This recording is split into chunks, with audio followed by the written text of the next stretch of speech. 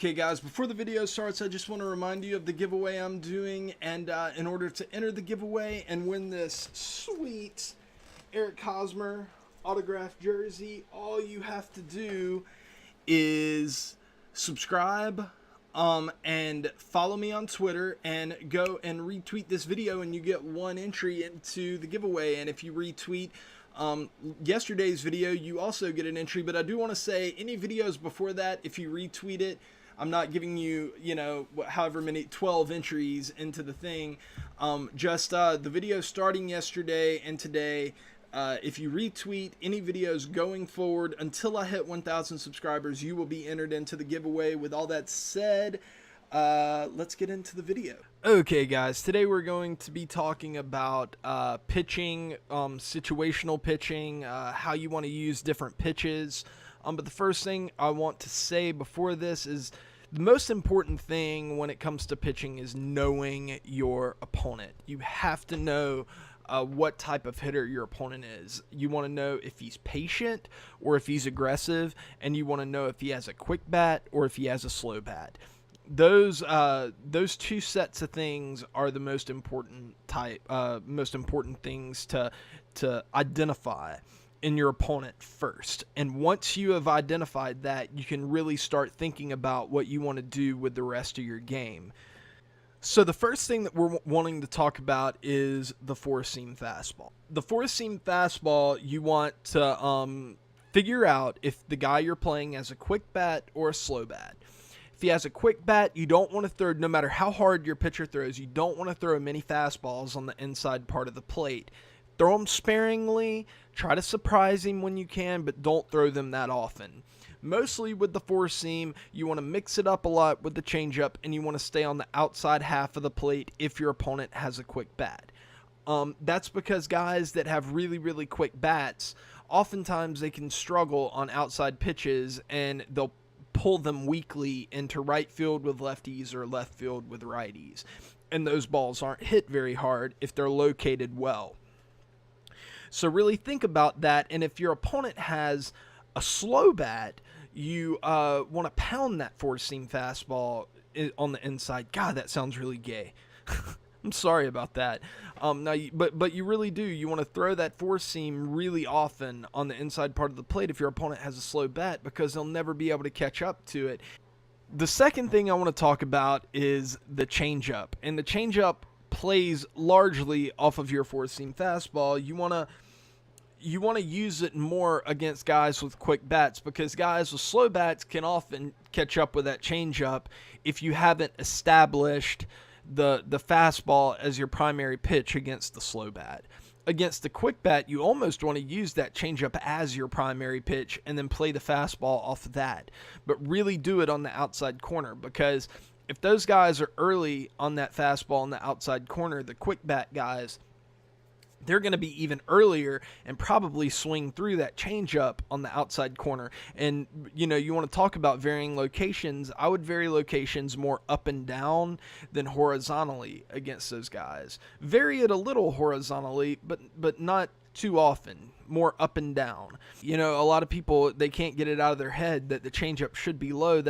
Throw that high changeup. It's a very effective pitch and very deceptive in this game.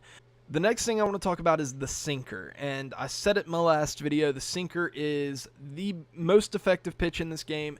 That could change in 17. I don't expect it, especially with the new ball physics. I think it's going to be more effective than ever, unless they really, really nerf it. They would have to really nerf the sinker for it to lose its effectiveness, but I don't see that happening. Don't be afraid to throw the sinker at really any point, in any count, any part of the plate, against any type of opponent, because with a lot of opponents that have quick bats and can turn on that four seam, whenever they see the sinker, they want to try to hit it at the point where it begins its break. But if you do that, you're probably going to be late on it. So you really have to start before the point of the break, and at that point your mind really isn't thinking about putting the PCI accurate, getting accurate PCI placement. It's thinking more about trying to time that pitch up, just because it's so difficult to handle. And so what that means is maybe they adjust to where they're getting good timing on the sinker, but they're rolling over on it. And it's a fairly rare thing for a guy to be able to consistently square up a sinker. Next pitch I want to talk about is the slider. And the slider, you want to use the slider mostly against hitters of the same handedness, like righty on righty, lefty on lefty. It can be a very, very effective pitch against guys like that. You can throw it low, you can throw it high, you can try to front door it, but maybe on an 0-2 count or something, you can get a backwards K doing that, but it's a risky pitch. That pitch can get hit hard sometimes. What you really want to do with it is you want to start it at the middle part of the plate, break it towards the outside corner, and try to get it in for a strike. A lot of times guys will lay off of that. A lot of times guys will be early on that. It's a very difficult pitch to square up. So I would not use it against opposite-handedness that often. I would use it a little bit, but it's really easy to have your pure analog interface move to the right a little too much, righty on lefty, and you'll get that jump back animation for free ball. Sometimes you'll hit the batter, sometimes you'll get a wild pitch. It's pretty difficult to locate, and if you overcompensate and you try to move it too far to the outside, all of a sudden that ball is breaking, right down the middle, and it's a lot of times an easy home run for your opponent. And finally, the curveball. The curveball, you don't want to throw the curveball much at all. No matter where it is on your pitch selection, and you probably want to use it less than all of your other pitches, unless your other pitches include a two-seam fastball. Maybe you use it a little bit more than that. But really, what you really want to use the curveball for is on like 0-2, 1-2 counts, where you're ahead, and you can try to get your opponent swinging at a curveball that breaks, that maybe breaks out of the zone, to, skips to the catcher. Maybe you can get your opponent chasing, but you don't want to throw that pitch very often for a strike. And a lot of times, it's the one pitch that's not very accurate with the vertical part of the pure analog interface. So you can hang that pitch even if your interface hits pretty well. It's a pretty easy pitch to hang. Okay, next we're going to talk about working counts and how to approach each situation from a count standpoint. So the first thing is the first pitch. For your first pitch, you really want, again, to identify what type of hitter you're playing against. Is he patient? Is he aggressive?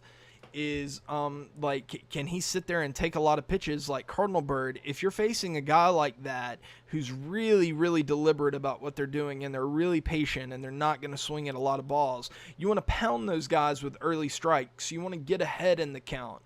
You may give up a run or two doing that, but if you really focus on getting ahead in the count, you're going to get out of a lot of you're not going to beat yourself, because the goal of a lot of guys like that is to make you beat yourself by working those full counts, those 10 pitch at bats, and you make one mistake and you walk that guy, and then the next guy gets up and he hits a home run and you're down 2-0.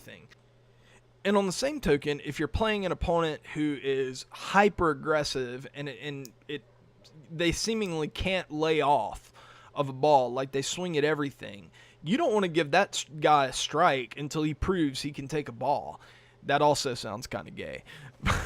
But just pound that guy with first pitch balls, let him swing through it, and just keep doing that until he gets a little bit of patience, and then you can start being a little more aggressive within the zone. But, with guys who are overly aggressive, they're not difficult to pitch to. You've just got to really kind of think about what you're doing, and it's a cakewalk, really.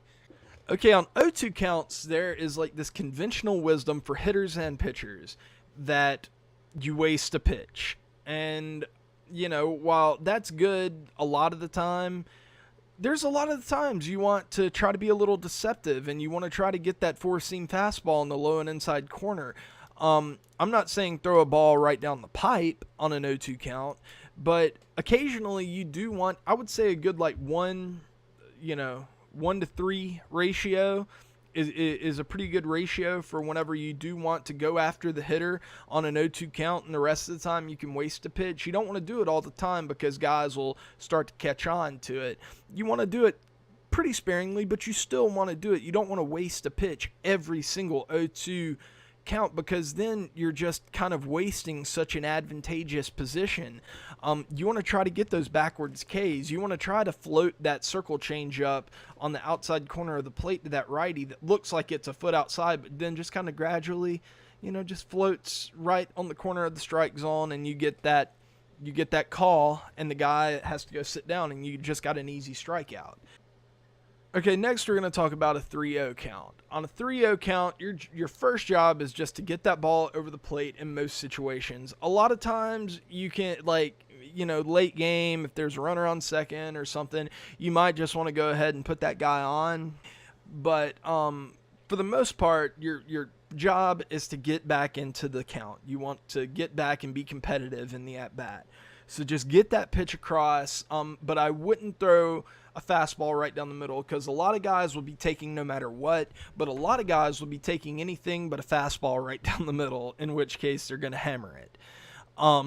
So what I would recommend, and what I see a lot of guys that do this anyway, but what I would recommend is taking a reliable all-speed pitch that you know you can locate, good changeup, something like that, and getting it across the plate in whichever way is most comfortable for you. I wouldn't recommend throwing it right down the middle, but try to hit it in a spot that is going to reliably get across the plate. And you can even take that advice to a lesser extent on like a 3-1 count, because guys will tend to be a little more aggressive on 3-1 counts.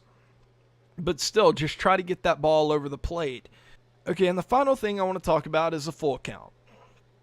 On a full count, I know a lot of hitters who are going to swing during a full count no matter what. They're just going after it. In their mind, there is no way that you're going to consciously throw a ball. So they're swinging no matter what, trying to either foul the ball off or get a hit or whatever. They're going to swing. Not all the time, but a lot of the time. So, conventional wisdom says get that ball over the plate. And most of the time, that's what you want to do. Make a good pitch for a strike. But every now and then, be a little deceptive. Throw that changeup that drops out of the zone. Use arm. This is a good spot to use arm slots that we talked about in the previous video. If you just throw a low and inside fastball, throw that low and inside changeup that drops just out of the zone and get him to swing through it. Do whatever you can to try to get that strikeout, but not all the time. A lot of times you do just want to go along with what the hitter's thinking and give him a good pitch inside the strike zone that he doesn't have a chance to hit hard. But just like the 0-2 count, where you want to try to occasionally get a ball, put a ball in the strike zone, on the same token, you want to get a ball out of the zone on a 3-2 count occasionally, because you want to always be varying what you're doing so the hitter can't pick up any obvious patterns. Everybody has patterns whenever they're pitching, and if you're smart enough, you can identify them. But the more you disguise those patterns, the more success you're going to have pitching. So I guess I'm going to end the video here. I'm thinking about doing a part 3 to this to talk a little bit more about the advanced part of pitching, how World Series players like to pitch to each other, stuff like that, situational type pitching. Let me know in the comments if you would like that. With all that being said, guys, I think I'm going to end the video right here. Please like and subscribe. And leave me a comment telling me stuff that you would like to see. Follow me on Twitter at USMBaseball1. And if you want to be a part of the giveaway, I'm giving away an Eric Hosmer jersey. Check that out. An autographed Eric Hosmer jersey. Check that out in the previous video. And if you want to be a part of that, just retweet one of my videos and you get an entry. And if you retweet 2 videos, you get 2 entries. It's pretty awesome. But...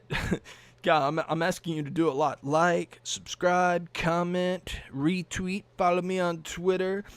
suck my dick, and you can be a USM or a Beanie Antics fan. Good for you. But yeah, if you want to be a part of that giveaway, go ahead. I would love that. And I'm going to be giving that away at 1,000 subscribers. But with all that being said, guys, I will see y'all later.